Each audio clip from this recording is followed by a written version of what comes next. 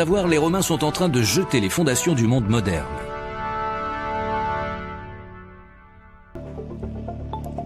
Les Romains n'ont pas inventé le béton, ils se sont inspirés des Étrusques qui à leur époque fabriquaient du mortier de chaux en mélangeant de la chaux, de l'eau, du sable fin et du gravier.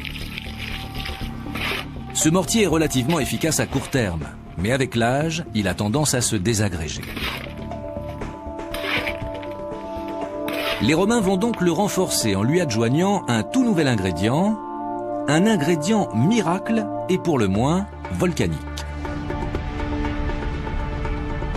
Il s'agit de la pouzzolane, une roche présente en abondance sur les pentes du Vésuve dans le sud de l'Italie. Constituée de scories volcaniques, elle est riche en silice, aluminium et oxyde de fer. La silice présente dans la roche a l'avantage d'être amorphe. Cela signifie qu'au niveau microscopique, elle n'est pas organisée en structure cristalline. Rien à voir avec les atomes de silice présents dans le sable qui, en raison de leur structure cristalline, ne peuvent pas réagir chimiquement avec d'autres composés. La structure scoriacée et meuble de la pouzzolane en fait un composant idéal pour le mortier. Ajoutée au mélange chaud et sable fin, elle permet de lier les molécules de calcium. On obtient ainsi un matériau parfaitement polyvalent et si abouti qu'il durcit même sous l'eau. Les Romains baptisent leur invention Opus Cementitium, le ciment. Et en lui ajoutant de l'agrégat, ils vont donner naissance à un matériau encore plus résistant et modulable, le béton.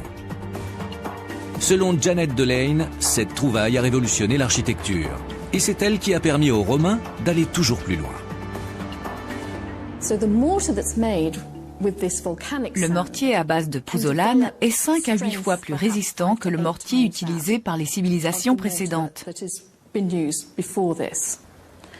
Ce mortier mis au point par les Romains est donc extrêmement proche de celui que l'on utilise de nos jours pour faire du béton.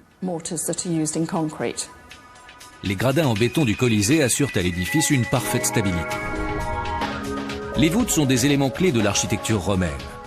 Ces ouvrages de maçonnerie peuvent en effet soutenir un poids significatif selon le principe dit de la compression axiale.